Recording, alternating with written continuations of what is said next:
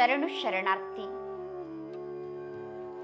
ವರ್ತಮಾನ ಜಗತ್ತಿನಲ್ಲಿ ಮಾನವ ತನ್ನ ಜೀವನದಲ್ಲಿ ತನ್ನನ್ನು ರಕ್ಷಣೆ ಮಾಡುವಂಥವರು ಯಾರು, ಕಾಪಾಡುವಂಥವರು ಯಾರು ಎಂದು ಕೂಗಿ ಕರಿತಾ ಇರೋದು ಯಾರನ್ನ ಅಂದ್ರೆ ಆ ಸದಾಶಿವನಾದ ಪರಮಾತ್ಮನನ್ನ. ಹಾಗಿದ್ರೆ ಆ ಪರಮಾತ್ಮನನ್ನ ನಾವು ಯಾವ ರೀತಿ ಕೂಗಿ ಕರಿತಾ ಇದ್ದೀವಿ ನಮ್ಮ ಜೀವನದಲ್ಲಿ ಅನ್ನೋ ಮಾತಿನ ಬಗ್ಗೆ ಶಿವಶರಣರಾದಂತಹ ಬಸವಣ್ಣನವರು ತಮ್ಮ ವಚನದಲ್ಲಿ ಬಹಳ ಸುಂದರವಾಗಿ ನಮಗೆ ಈ ಮಾತನ್ನ ತಿಳಿಸ್ತಾ ಇದ್ದಾರೆ. ಅಡವಿಯಲ್ಲಿ ಹೊಲಬುಗೆಟ್ಟ ಪಶುವಿನಂತೆ ಅಂಬೆ ಅಂಬೆ ಎಂದು ಕರೆಯುತ್ತಿದ್ದೇನೆ, ಅಂಬೆ ಅಂಬೆ ಎಂದು ಬರಳುತ್ತಿದ್ದೇನೆ, ಕೂಡಲ ಸಂಗಮ ದೇವ ಬಾಳು ಬೆಳಗೆನ್ನೆಂದಕ್ಕ. ಅಂದ್ರೆ ಬಸವಣ್ಣನವರು ಇಲ್ಲಿ ಬಹಳ ಸುಂದರವಾಗಿ ಈ ಮಾತನ್ನ ಹೇಳ್ತಾ ಇದ್ದಾರೆ. ಅಡವಿಯಲ್ಲಿ ತನ್ನ ತಾಯಿಯನ್ನ ಕಳೆದುಕೊಂಡಂತಹ ಪಶು ಯಾವ ರೀತಿ ಅಮ್ಮ ಅಂತ ಹೇಳಿ ಕೂಗಿ ಕರಿತಾ ಇರ್ತದೆ, ಯಾವ ರೀತಿ ನಾವು ಎಷ್ಟೋ ಬಾರಿ ಈ ದೃಶ್ಯವನ್ನ ನೋಡ್ತೀವಿ. ಆಕಳು ಮತ್ತು ಕರು ಅಡವಿಗೆ ಹೋಗಿರ್ತದೆ, ಹುಲ್ಲನ್ನ ಮೇಲಿಕ್ಕೋಸ್ಕರ ಕಾಡಿಗೆ ಹೋಗಿರ್ತದೆ. ಆ ಕರು ತನ್ನ ತಾಯಿಯಾದಂತಹ ಆಕಳನ್ನ ಕಳೆದುಕೊಂಡಾಗ ಯಾವ ರೀತಿ ಕಾಡಿನಲ್ಲಿ ಅಂಬ ಅಂಬ ಅಂತ ಹೇಳಿ ಅದು ಕೂಗಿ ಕರಿತಾ ಇರ್ತದೆ ತನ್ನ ತಾಯಿಯನ್ನ. ಹಾಗೆ ಈ ಕಲಿಯುಗಿ ಜಗತ್ತೇ ಒಂದು ದೊಡ್ಡ ಕಾಡಾಗಿದೆ. ಅದರಲ್ಲೂ ಈ ಕಾಡು ಎಂತಹ ಕಾಡು ಅಂದ್ರೆ ಮುಳ್ಳಿನ ಕಾಡಾಗಿದೆ. ನಾವು ಯಾವ ರೀತಿ ಕಾಡಿನಲ್ಲಿ ನಡೆಯುವಂತಹ ಸಂದರ್ಭದಲ್ಲಿ ನೋಡ್ತೀವಿ, ಅಲ್ಲಿ ಬಹಳಷ್ಟು ಮುಳ್ಳಿರ್ತದೆ. ಆ ಮುಳ್ಳಿರುವಂತಹ ಸಂದರ್ಭದಲ್ಲಿ ನಮ್ಮ ಕಾಲಿನಲ್ಲಿ ಏನಾದ್ರೂ ಚಪ್ಪಲಿ ಇಲ್ಲ ಅಂದ್ರೆ ಆ ಮುಳ್ಳುಗಳು ನಮ್ಮ ಕಾಲಿಗೆ ಚುಚ್ಚಿದಾಗ ನಮಗೆ ಎಷ್ಟು ನೋವು ಆಗ್ತದೋ, ಹಾಗೆ ಈ ಕಲಿಯುಗ ಅನ್ನುವಂತಹ ಕಾಡಿನಲ್ಲಿ ಪ್ರತಿಯೊಬ್ಬ ವ್ಯಕ್ತಿಯೂ ಕೂಡ ತನ್ನ ಜೀವನದಲ್ಲಿ ಒಂದು ದೊಡ್ಡ ಮುಳ್ಳೆ ಆಗಿದ್ದಾರೆ. ಅಂದ್ರೆ ಮುಳ್ಳು ಚುಚ್ಚಿದಾಗ ನಮಗೆ ಯಾವ ರೀತಿ ನೋವಿನ ಅನುಭವ ಆಗ್ತದೋ, ಹಾಗೆ ಕಲಿಯುಗದ ಜಗತ್ತಿನಲ್ಲಿ ಇಲ್ಲಿರುವಂತಹ ಮನುಷ್ಯರು ಮುಳ್ಳಿನ ಸಮಾನ. ನಮಗೆ ಬಾರಿ ಬಾರಿಗೂ ಚುಚ್ಚಿ ನಮ್ಮ ಮನಸ್ಸಿಗೆ ಬಾರಿ ಬಾರಿಗೂ ದುಃಖವನ್ನ ಕೊಟ್ಟಾಗ, ನಮ್ಮ ಜೀವನದಲ್ಲಿ ನಮಗೆ ಮುಳ್ಳು ಚುಚ್ಚಿದಾಗ ಆಗುವಂತಹ ನೋವಿಗಿಂತ ಜಾಸ್ತಿ ನೋವು ಮನುಷ್ಯರ ಮುಳ್ಳಿನಂತಹ ಶಬ್ದದ ಮೂಲಕ ನಮ್ಮ ಜೀವನದಲ್ಲಿ ಆಗ್ತದೆ. ಈ ರೀತಿ ಮುಳ್ಳಿನಂತಹ ಶಬ್ದವನ್ನ ಮಾತಾಡ್ತಾ ಯಾರೆಲ್ಲ ವ್ಯಕ್ತಿಗಳು ನಮ್ಮ ಜೀವನದಲ್ಲಿ ನಮಗೆ ನೋವನ್ನ ಕೊಡ್ತಾ ಇದ್ದಾರೋ, ಆ ನೋವು ಮಾಡುವಂತಹ ವ್ಯಕ್ತಿಗಳ ಸಂಘದಿಂದ ನಮಗೆ ಸಾಕಾದಾಗ, ಯಾವ ರೀತಿ ಅಡವಿಯಲ್ಲಿರುವಂತಹ ಪಶು ತನ್ನ ತಾಯಿಯನ್ನು ಕಳೆದುಕೊಂಡಿರೋ ಕಾರಣ ಅಮ್ಮ ಅಂತ ಹೇಳಿ ತನ್ನ ತಾಯಿಯನ್ನ ಕೂಗಿ ಕರಿತಾ ಇರ್ತದೋ, ಹಾಗೆ ಈ ಕಲಿಯುಗ ಅನ್ನುವಂತಹ ದೊಡ್ಡ ಕಾಡಿನಲ್ಲಿ ನಾವು ನಮ್ಮ ಜೀವನದಲ್ಲಿ ನಮಗೆ ಶಾಶ್ವತವಾಗಿ ತಂದೆ ತಾಯಿಯಾದಂತಹ ಪ್ರಭು ಪರಮಾತ್ಮನನ್ನ ಕಳೆದುಕೊಂಡಿರುವಂತಹ ಕಾರಣದಿಂದ ಆ ಪ್ರಭು ಪರಮಾತ್ಮನನ್ನ ಕ್ಷಣ ಕ್ಷಣವೂ ಕೂಗಿ ಕರಿತಾ ಇದ್ದೀವಿ. ಪರಮಾತ್ಮ ಬಾ, ಬಂದು ನನ್ನನ್ನ ರಕ್ಷಣೆ ಮಾಡು, ಪರಮಾತ್ಮ ಬಂದು ನೀನು ನನ್ನನ್ನ ಕಾಪಾಡು. ಯಾವ ರೀತಿ ಒಂದು ಸಣ್ಣ ಮಗು ಮಾರ್ಕೆಟ್ ಅಲ್ಲಿ ಹೋಗುವಾಗ ಅಥವಾ ಜಾತ್ರೆಯಲ್ಲಿ ಹೋಗುವಂತಹ ಸಂದರ್ಭದಲ್ಲಿ ಎಲ್ಲಿಯವರೆಗೂ ಆ ಮಗು ತನ್ನ ತಂದೆ ತಾಯಿಯ ಕೈಯನ್ನ ಹಿಡ್ಕೊಂಡಿರ್ತದೋ ಅಲ್ಲಿಯವರೆಗೂ ಆ ಜಾತ್ರೆಯಲ್ಲಿ ಆ ಮಾರ್ಕೆಟ್ ನಲ್ಲಿ ಮಗು ಬಹಳ ಖುಷಿಯಿಂದ ಓಡಾಡ್ತಾ ಇರ್ತದೆ. ಯಾವ ಕ್ಷಣ ಆ ಮಗು ತಂದೆ ತಾಯಿಯ ಕೈಯನ್ನ ತಪ್ಪಿಸಿಕೊಂಡು ಒಂಟಿ ಆಗ್ಬಿಡ್ತದೋ, ಒಂಟಿ ಆದಾಗ ಆ ಮಗುವಿಗೆ ದುಃಖವೇ ದುಃಖ. ಯಾವ ರೀತಿ ಮಗು ತಂದೆ ತಾಯಿಯನ್ನ ಕಳೆದುಕೊಂಡಾಗ ದುಃಖಿಯಾಗಿರ್ತದೋ, ಹಾಗೆ ವರ್ತಮಾನ ಜಗತ್ತಿನಲ್ಲಿರುವಂತಹ ಮಾನವರಾದ ನಾವು ಈ ಒಂದು ದೊಡ್ಡ ಕಲಿಯುಗ ಅನ್ನುವಂತಹ ಕಾಡಿನಲ್ಲಿ ವಾಸ್ತವದಲ್ಲಿ ನಮ್ಮವರು ಅಂತ ಯಾರನ್ನ ಹುಡುಕ್ಲಿಕ್ಕೆ ಹೋಗ್ತಾ ಇದ್ದೀವೋ ಅವರು ಯಾರೂ ನನ್ನವರಲ್ಲ ಅನ್ನುವಂತಹ ಸತ್ಯದ ಅರಿವಾದಾಗ, ನನಗೆ ಶಾಶ್ವತವಾಗಿ ತಂದೆ ತಾಯಿ ಪ್ರಭು ಪರಮಾತ್ಮನಾದ ಸದಾಶಿವನೇ ಅನ್ನುವಂತಹ ಮಾತು ನಮಗೆ ಅರ್ಥ ಆದಾಗ, ಆ ಪರಮಾತ್ಮನನ್ನ ನಾವು ಕೂಡ ತನ್ನ ತಾಯಿಯನ್ನ ಕಳೆದುಕೊಂಡಂತಹ ಪಶು ಹೇಗೆ ತಾಯಿಯನ್ನ ಕರೀತದೋ ಹಾಗೆ ನಾವು ಕೂಡ ಆ ಪ್ರಭು ಪರಮಾತ್ಮನನ್ನ ಕ್ಷಣ ಕ್ಷಣಕ್ಕೂ ಕೂಗಿ ಕರಿತಾ ಇದ್ದೀವಿ. ಇಲ್ಲಿ ನಮಗೆ ಅನೇಕ ಸಂಬಂಧಿಗಳಿದ್ರೂ ಕೂಡ, ಅನೇಕ ಜೊತೆಗಾರರಿದ್ರೂ ಕೂಡ ಯಾಕೆ ಆ ಪ್ರಭು ಪರಮಾತ್ಮನನ್ನ ಕೂಗಿ ಕರಿತಾ ಇದ್ದೀವಿ ಅಂದ್ರೆ, ಈ ಕಲಿಯುಗದ ಜಗತ್ತೇ ಸ್ವಾರ್ಥಿ ಜಗತ್ತಾಗಿದೆ. ಈ ಕಲಿಯುಗದ ಸ್ವಾರ್ಥದ ಜಗತ್ತಿನಲ್ಲಿ ಪ್ರತಿಯೊಬ್ಬ ವ್ಯಕ್ತಿಯು ತನ್ನ ಸಂಬಂಧ ಸಂಪರ್ಕದಲ್ಲಿ ಬಂದಂತಹ ತನ್ನ ಇನ್ನೊಬ್ಬ ಸಂಬಂಧಿಯನ್ನ ತನ್ನ ಸ್ವಾರ್ಥಕ್ಕೋಸ್ಕರ ಬಳಸ್ಕೊಳ್ಳಿಕ್ಕೆ ಪ್ರಯತ್ನ ಪಟ್ಟಾಗ ನಮ್ಮ ಜೀವನದಲ್ಲಿ ನಮಗೆ ಈ ಸತ್ಯದ ಅರ್ಥ ಆಗ್ತದೆ, ಇವರ್ಯಾರೂ ನನಗೆ ಸತ್ಯವಾದ ಸಂಬಂಧಿಗಳಲ್ಲ ಅನ್ನುವಂತಹ ಮಾತಿನ ಅರಿವು ನನಗಾಗ್ತದೆ.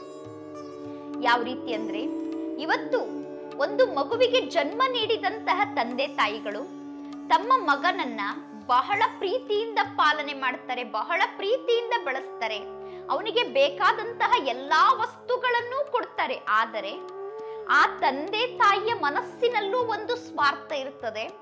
ನಮಗೆ ವಯಸ್ಸಾದಾಗ ನಮ್ಮ ಮಗ ನಮ್ಮನ್ನ ಚೆನ್ನಾಗಿ ನೋಡ್ಕೊಳ್ಬೇಕು ಅನ್ನುವ ಇಚ್ಛೆ ಅವರ ಮನಸ್ಸಿನಲ್ಲಿ ಇರ್ತದೆ. ಅಂದ್ರೆ ಸ್ವಾರ್ಥ ಇಲ್ಲದೆ ಜಗತ್ತಿನಲ್ಲಿ ಯಾರೂ ಯಾರ ಸೇವೆಯನ್ನೂ ಮಾಡೋದಿಲ್ಲ. ಇವತ್ತು ಒಬ್ಬ ಪತ್ನಿ ತನ್ನ ಪತಿಯ ಸೇವೆಯನ್ನ ಮಾಡ್ತಾರೆ. ಯಾಕೆ ಮಾಡ್ತಾರೆ ಅಂದ್ರೆ, ಅವರು ದುಡ್ಕೊಂಡು ಬರ್ತಾರೆ, ಅವರು ತಿಂಗಳಾದ ತಕ್ಷಣ ತಮ್ಮ ಕೈಗೆ ತಂದು ಸಂಬಳವನ್ನ ಕೊಡ್ತಾರೆ, ಆ ಧನದಿಂದ ತನ್ನ ಮನೆ ನಡೀತದೆ ಅನ್ನೋ ಕಾರಣಕ್ಕೆ ಅವರು ಅವರ ಜೊತೆಗೆ ಪ್ರೀತಿಯ ಸಂಬಂಧವನ್ನ ಇಟ್ಕೊಂಡಿರ್ತಾರೆ. ಇವತ್ತು ಮಕ್ಕಳು ಕೂಡ ತಂದೆ ತಾಯಿಯನ್ನ ಯಾಕೆ ಪ್ರೀತಿ ಮಾಡ್ತಾರೆ ಅಂದ್ರೆ, ಅವರ ಮೂಲಕ ನಮಗೆ ಆಸ್ತಿ ಸಿಗ್ತದೆ, ಸಂಪತ್ತು ಸಿಗ್ತದೆ, ಬೇಕಾದಷ್ಟು ವಸ್ತುಗಳು ಸಿಗ್ತದೆ ಅಂತ ಮಕ್ಕಳು ತಂದೆ ತಾಯಿಯನ್ನ ಪ್ರೀತಿ ಮಾಡ್ತಾರೆ. ಒಂದು ವೇಳೆ ಎದುರುಗಡೆ ಇರುವಂತಹ ವ್ಯಕ್ತಿಯಿಂದ ನನ್ನ ಜೀವನದಲ್ಲಿ ನನಗೇನೂ ಲಾಭ ಇಲ್ಲ ಅನ್ನುವಂತಹ ಸತ್ಯದ ಅರಿವು ವ್ಯಕ್ತಿಗೆ ಆಯ್ತು ಅಂದ್ರೆ, ಆ ಎದುರುಗಡೆ ಇರುವಂತಹ ವ್ಯಕ್ತಿಯನ್ನ ಪ್ರೀತಿಯಿಂದ ಕಾಣೋ ಬದಲು ವ್ಯಕ್ತಿ ತನ್ನ ಜೀವನದಲ್ಲಿ ಆ ವ್ಯಕ್ತಿಯನ್ನ ತಿರಸ್ಕಾರ ಮಾಡ್ಲಿಕ್ಕೆ ಸ್ಟಾರ್ಟ್ ಮಾಡ್ತಾರೆ. ಈಗ ನಾವು ಹೇಳ್ತೀವಿ, ನಮ್ಮ ಮನೆಯಲ್ಲಿರುವಂತಹ ಎಲ್ಲಾ ಸಂಬಂಧಿಗಳಿಗೂ ನಾನು ಅಂದ್ರೆ ತುಂಬಾ ಇಷ್ಟ, ನನ್ನ ಪ್ರತಿಯೊಬ್ಬ ಸಂಬಂಧಿಗಳು ನನ್ನನ್ನ ಬಹಳ ಪ್ರೀತಿಯಿಂದ ಕಾಣ್ತಾರೆ, ನನ್ನನ್ನು ತುಂಬಾ ಚೆನ್ನಾಗಿ ನೋಡ್ಕೊಳ್ತಾರೆ ಅಂತ ನಾವು ಹೇಳ್ತೀವಿ. ಆದರೆ ಇದು ಎಷ್ಟು ಸತ್ಯ ಅನ್ನುವಂತಹ ಮಾತಿನ ಅರಿವು ನಮಗೆ ಯಾವಾಗ ಆಗ್ತದೆ ಅಂದ್ರೆ, ಈಗ ಕೆಲವು ಮನೆಯಲ್ಲಿ ನಾವು ನೋಡ್ತೀವಿ, ಒಬ್ಬ ತಂದೆ ತನ್ನ ಮಕ್ಕಳು ಚೆನ್ನಾಗಿರ್ಬೇಕು, ತನ್ನ ಪತ್ನಿ ಚೆನ್ನಾಗಿರ್ಬೇಕು, ತನ್ನ ತಂದೆ ತಾಯಿ ಚೆನ್ನಾಗಿರ್ಬೇಕು, ಹೀಗೆ ಮನೆಯಲ್ಲಿರೋರೆಲ್ಲ ಚೆನ್ನಾಗಿರ್ಬೇಕು ಅಂತ ಹಗಲು ರಾತ್ರಿ ದುಡಿತಾ ಇದ್ದ, ಹಗಲು ರಾತ್ರಿ ಕಷ್ಟಪಟ್ಟು ಸಂಪಾದನೆಯನ್ನ ಮಾಡಿ ಒಳ್ಳೆ ಮನೆ ಕಟ್ಟಿಸ್ತಾರೆ, ಬೇಕಾದಷ್ಟು ವಸ್ತುಗಳು ಮನೆಯಲ್ಲಿದೆ, ಬೇಕಾದಷ್ಟು ಚಿನ್ನ ಇದೆ, ಆಸ್ತಿ ಇದೆ, ಎಲ್ಲ ಮಾಡಿದ್ದಾರೆ. ಎಲ್ಲ ಮಾಡಿದ ನಂತರ ಯಾವಾಗ ಆ ತಂದೆಗೆ ವಯಸ್ಸಾಗ್ತದೋ, ವಯಸ್ಸಾದಾಗ ಅವರು ತಮ್ಮ ಜೀವನದಲ್ಲಿ ತಾವು ದುಡಿಲಿಕ್ಕೆ ಶರೀರದಲ್ಲಿ ಏನ್ ಶಕ್ತಿ ಇರ್ಬೇಕಿತ್ತೋ ಆ ಶಕ್ತಿಯನ್ನ ಯಾವಾಗ ಕಳ್ಕೊಳ್ತಾರೋ, ಆ ಶಕ್ತಿಯನ್ನ ಕಳ್ಕೊಂಡು ಆ ತಂದೆ ಬೆಡ್ ಮೇಲೆ ಮಲಗಿದಾಗ ಅವನ ಪತ್ನಿ, ಅವನ ಮಕ್ಕಳು ಯಾರೊಬ್ರು ಕೂಡ ಅವರ ಜೊತೆಗೆ ಹೋಗಿ ಒಂದು ಅರ್ಧ ಗಂಟೆ ಪ್ರೀತಿಯಿಂದ ಮಾತಾಡ್ಲಿಕ್ಕೆ ರೆಡಿ ಇಲ್ಲ. ಅವರು ಸಂಪಾದನೆ ಮಾಡಿರುವಂತಹ ವಸ್ತುಗಳನ್ನ ಬಳಸ್ತಾ ಇದ್ದಾರೆ, ಆ ಮನೆಯನ್ನ ಬಳಸ್ತಾ ಇದ್ದಾರೆ, ಅಲ್ಲಿರುವಂತಹ ಸಾಮಗ್ರಿಗಳನ್ನ ಬಳಸ್ತಾ ಇದ್ದಾರೆ, ಅವರು ಕೂಡಿಸಿಟ್ಟಂತಹ ಧನವನ್ನ ಪ್ರತಿದಿನ ಜೀವನದಲ್ಲಿ ಉಪಯೋಗ ಮಾಡ್ತಾ ಇದ್ದಾರೆ. ಆದರೆ ಆ ತಂದೆ ಏನು ಬೆಡ್ ಪೇಷಂಟ್ ಆಗಿ ಮಲಗಿದ್ದಾರೋ, ಅವರು ಯಾವುದೋ ವಸ್ತುವಿನ ಅವಶ್ಯಕತೆ ಇದೆ ಅಂತ ಕೂಗಿ ಕರೆದ್ರೂ ಕೂಡ ನಿಮ್ಮನ್ನ ಎಷ್ಟು ದಿನ ಅಂತ ನೋಡ್ಕೊಳ್ಬೇಕು, ನಿಮಗೆ ಎದ್ದು ಓಡಾಡಿ ನಿಮ್ ಕೆಲಸ ಮಾಡ್ಕೊಳ್ಳಿಕ್ ಆಗೋದಿಲ್ಲ ಅಂದ್ರೆ ಯಾಕೆ ಬದುಕಿದ್ದೀರಾ, ಯಾಕೆ ನೀವು ಸತ್ತೋಗೋದಿಲ್ಲ ಅನ್ನುವಂತಹ ಶಬ್ದವನ್ನೂ ಕೂಡ ಅವರು ತಮ್ಮ ಮಕ್ಕಳ ಮೂಲಕ ಕೇಳಬೇಕಾಗ್ತದೆ. ಅಂದ್ರೆ ಯಾವ ಮಕ್ಕಳು ನನ್ನ ಅಂತಿಮ ಕ್ಷಣದಲ್ಲಿ ನನ್ನನ್ನ ಪ್ರೀತಿಯಿಂದ ನೋಡ್ಕೊಳ್ತಾರೆ ಅನ್ಕೊಂಡು ಆ ತಂದೆ ಮಕ್ಕಳಿಗೋಸ್ಕರ ಹಗಲು ರಾತ್ರಿ ಸಂಪಾದನೆ ಮಾಡಿದ್ರು, ಆ ತಂದೆಗೆ ಆ ಅಂತಿಮ ಕ್ಷಣದಲ್ಲಿ ಈ ಸತ್ಯದ ಅರಿವಾಗ್ತದೆ, ನನ್ನ ಮಕ್ಕಳು ವಾಸ್ತವದಲ್ಲಿ ನನ್ನನ್ನ ಪ್ರೀತಿ ಮಾಡ್ಲೇ ಇಲ್ಲ, ಅವರು ಪ್ರೀತಿ ಮಾಡಿದ್ದು ಕೇವಲ ನನ್ನ ದುಡ್ಡನ್ನ ಮಾತ್ರ. ಇವತ್ತು ನನಗೆ ದುಡಿಯೋ ಶಕ್ತಿ ಇಲ್ಲ ಅಂದ ತಕ್ಷಣ ನೀನು ಬದುಕಿರೋದಕ್ಕಿಂತ ಸಾಯೋದೇ ಒಳ್ಳೇದು ಅಂತ ನನ್ನ ಮಕ್ಕಳು ನನಗೆ ಹೇಳ್ತಾ ಇದ್ದಾರೆ. ನನ್ನ ಪತ್ನಿ ನನಗ ಶಬ್ದವನ್ನ ಬಳಸ್ತಾ ಇದ್ದಾರೆ. ಎಲ್ಲಾ ಸಂಬಂಧಿಗಳಿಗೂ ಯಾರೊಬ್ಬರಿಗೂ ಇವತ್ತು ನನ್ನ ಜೊತೆಗೆ ಕುತ್ಕೊಂಡು ಮಾತಾಡ್ಲಿಕ್ಕೆ 5 ನಿಮಿಷ ಟೈಮ್ ಇಲ್ಲ, ನನ್ನನ್ನ ನೋಡ್ಕೊಳ್ಳಿಕ್ಕೆ ಟೈಮ್ ಇಲ್ಲ ಅನ್ನೋ ಸತ್ಯ ಗೊತ್ತಾದಾಗ ಆ ಬೆಡ್ ಮೇಲೆ ಮಲಗಿರುವಂತಹ ಆ ತಂದೆ ಮತ್ತೆ ತನಗೆ ಶಾಶ್ವತವಾದ ತಂದೆ ತಾಯಿಯಾದಂತಹ ಪ್ರಭು ಪರಮಾತ್ಮನನ್ನ ಕೂಗಿ ಕರೀತಾನೆ. ಯಾವ ರೀತಿ ಕರೀತಾನೆ ಅಂದ್ರೆ, ಒಂದು ಕಾಡಿನಲ್ಲಿ ತನ್ನ ತಾಯಿಯನ್ನ ಕಳೆದುಕೊಂಡಂತಹ ಪಶು ಯಾವ ರೀತಿ ತನ್ನ ತಾಯಿಗೋಸ್ಕರ ಅಮ್ಮ ಅಮ್ಮ ಅಂತ ಕೂಗಿ ಕರೀತದೋ, ಹಾಗೆ ವ್ಯಕ್ತಿಗೆ ತನ್ನ ಜೀವನದಲ್ಲಿ ಕಷ್ಟ ಜಾಸ್ತಿ ಆದಾಗ, ಸಮಸ್ಯೆಗಳು ಜಾಸ್ತಿ ಆದಾಗ, ದುಃಖ ಜಾಸ್ತಿ ಆದಾಗ, ಯಾವುದಾದ್ರೂ ಕಾಯಿಲೆ ಬಂದಾಗ, ಎಲ್ಲಾ ಸಂಬಂಧಿಗಳು ಅವನ ಕೈಯನ್ನ ಬಿಟ್ಟು ಹೋದಾಗ ಆ ವ್ಯಕ್ತಿ ಕೂಡ ಆ ಪ್ರಭು ಪರಮಾತ್ಮನನ್ನ ಕಾಡಿನ ಮಧ್ಯದಲ್ಲಿ ತನ್ನ ತಾಯಿಯನ್ನ ಕಳೆದುಕೊಂಡಂತಹ ಪಶು ಹೇಗೆ ಕೂಗಿ ಕರೀತದೋ ಹಾಗೆ ನೆರಳಿ ಅದೇ ರೀತಿ ಬಹಳಷ್ಟು ದುಃಖಿಯಾಗಿ ಅಮ್ಮ ಅಂತ ಹೇಳಿ ಆ ಪ್ರಭು ಪರಮಾತ್ಮನನ್ನ ಕೂಗಿ ಕರೀತಾನೆ. ಯಾಕೆ ಈ ರೀತಿ ಕಷ್ಟ ಬಂದಾಗ, ಸಮಸ್ಯೆ ಬಂದಾಗ, ದುಃಖ ಬಂದಾಗ, ಸ್ವಾರ್ಥಿ ಸಂಬಂಧಿಗಳು ನಮ್ಮ ಕೈಯನ್ನ ಬಿಟ್ಟಾಗ ಆ ಪ್ರಭು ಪರಮಾತ್ಮನಿಗೆ ನಾವು ಅಮ್ಮ ಅನ್ನುವಂತಹ ಶಬ್ದದಿಂದ ಕರಿತೀವಿ ಅಂದ್ರೆ, ಆತ್ಮರಾದ ನಮಗೆ ಆ ಸದಾಶಿವನಾದ ಪ್ರಭು ಪರಮಾತ್ಮನೇ ಸತ್ಯವಾದ ತಂದೆ ತಾಯಿಯಾಗಿದ್ದಾರೆ. ಈ ಸತ್ಯವನ್ನ ನಮ್ಮ ಜೀವನದಲ್ಲಿ ನಾವು ಮೊದಲೇ ಅರ್ಥ ಮಾಡ್ಕೊಂಡ್ರೆ ಯಾವ ವ್ಯಕ್ತಿಗಳು ನಮಗೆ ದುಃಖವನ್ನ ಕೊಡ್ಲಿಕ್ಕೆ ಸಾಧ್ಯ ಇಲ್ಲ. ಆದ್ರೆ ಈ ಸತ್ಯವನ್ನ ಅರ್ಥ ಮಾಡಿಕೊಳ್ಳದೇ ಇರುವ ಕಾರಣ ಕಷ್ಟ ಬಂದಾಗ, ನೋವು ಜಾಸ್ತಿ ಆದಾಗ ಪ್ರಭು ಪರಮಾತ್ಮನನ್ನ ನಾವು ಕೂಗಿ ಕರಿಬೇಕಾಗ್ತದೆ. ಆದ್ರೆ ಇಲ್ಲಿ ಬಸವಣ್ಣನವರು ಬಹಳ ಸುಂದರವಾಗಿ ಈ ಮಾತನ್ನ ಹೇಳ್ತಾ ಇದ್ದಾರೆ. ಅವರ ಜೀವನದಲ್ಲಿ ಅವರು ಏನ್ ಅನುಭವ ಮಾಡಿದ್ರು ಅಂದ್ರೆ, ನಾನು ಕಾಡಿನಲ್ಲಿ ಸಿಕ್ಕಿ ಹಾಕಿಕೊಂಡಂತಹ ಪಶು ಆಗಿದ್ದೇನೆ, ನೀನು ನನ್ನ ತಾಯಿ ಆಗಿದ್ದೀಯಾ, ಬಂದು ನನ್ನನ್ನು ರಕ್ಷಣೆ ಮಾಡು ಅನ್ನುವಂತಹ ಸತ್ಯ ಮಾತಿನ ಅನುಭವ ಮಾಡಿದ್ರು.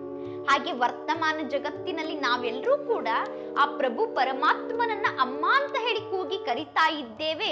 ಏಕೆಂದ್ರೆ ನಮ್ಮ ಜೀವನದಲ್ಲಿ ನಮಗೆ ಒಳ್ಳೆಯ ರೀತಿಯಲ್ಲಿ ಬದುಕುವಂತಹ ಶಕ್ತಿಯನ್ನ ಕೊಡುವಂತವರು ಆ ಸದಾಶಿವನಾದ ಪರಮಾತ್ಮನೇ ಆಗಿದ್ದಾರೆ ಅನ್ನುವಂತಹ ಸುಂದರ ಸಂದೇಶವನ್ನ ಬಸವಣ್ಣನವರು ತಮ್ಮ ವಚನದ ಮೂಲಕ ನಮಗೆ ಈ ರೀತಿ ತಿಳಿಸ್ತಾ ಇದ್ದಾರೆ.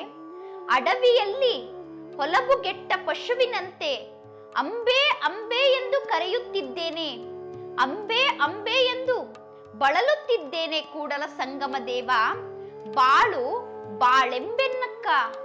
ನನ್ನ ಜೀವನದಲ್ಲಿ ನಾನು ಒಂದು ಕಾಡಿನಲ್ಲಿ ಸಿಕ್ಕಿ ಹಾಕಿಕೊಂಡಿದ್ದೇನೆ. ಈ ಕಲಿಯುಗ ಅನ್ನುವಂಥದ್ದೇ ಒಂದು ದೊಡ್ಡ ಕಾಡು. ಇಲ್ಲಿರುವಂತವರೆಲ್ಲ ಪಶುಗಳ ಸಮಾನ ಆಗಿದ್ದಾರೆ. ಅವರೆಲ್ಲರೂ ಕೂಡ ನನಗೆ ಬಹಳಷ್ಟು ದುಃಖವನ್ನ ಕೊಡ್ತಾ ಇದ್ದಾರೆ. ಆ ದುಃಖವನ್ನ ಸಹನೆ ಮಾಡ್ಲಿಕ್ಕಾಗದೆ ನಾನು ತಾಯಿಯಾದಂತಹ ನಿನ್ನನ್ನ ಕೂಗಿ ಕರಿತಾ ಇದ್ದೇನೆ. ಇದು ಕೇವಲ ಬಸವಣ್ಣನವರ ಮಹಾವಾಕ್ಯ ಅಲ್ಲ. ಇವತ್ತು ವರ್ತಮಾನ ಜಗತ್ತಿನಲ್ಲಿ ಪ್ರತಿಯೊಬ್ಬ ಮಾನವನ ಜೀವನದಲ್ಲೂ ಕೂಡ ಸಂಬಂಧಿಗಳ ಮೂಲಕ ಬಹಳಷ್ಟು ದುಃಖ ಜಾಸ್ತಿ ಆದಾಗ ಪ್ರತಿಯೊಬ್ಬರೂ ಆ ಪರಮಾತ್ಮನನ್ನ ನೀವೇ ನನ್ನ ತಂದೆ, ನೀವೇ ನನ್ನ ತಾಯಿ, ನೀವೇ ನನ್ನ ರಕ್ಷಕ ಅಂತ ಹೇಳಿ ಕೂಗಿ ಕರೀತಾರೆ. ಆದರೆ ಕಷ್ಟ ಬಂದಾಗ ಕೂಗಿ ಕರೆಯೋ ಬದಲು ಪ್ರತಿದಿನ ಅವರನ್ನೇ ಶಾಶ್ವತವಾಗಿ ತಾಯಿಯಾಗಿದ್ದಾರೆ ಅಂತ ಅನುಭವ ಮಾಡ್ತಾ ಹೋದ್ರೆ ನಮ್ಮ ಜೀವನದಲ್ಲಿ ನಮಗೆ ಬಾಳುವಂತಹ ಶಕ್ತಿಯನ್ನ ಸದಾಶಿವ ನೀಡ್ತಾರೆ. ಸುಖಿಗಳಾಗಿ ಬದುಕಲಿಕ್ಕೆ ಶಕ್ತಿಯನ್ನ ಸದಾಶಿವ ನೀಡ್ತಾರೆ ಅನ್ನೋ ಸುಂದರ ಸಂದೇಶವನ್ನ ಬಸವಣ್ಣನವರು ತಮ್ಮ ವಚನದ ಮೂಲಕ ನಮಗೆ ನೀಡ್ತಾ ಇದ್ದಾರೆ. ಶರಣು ಶರಣಾರ್ಥಿ.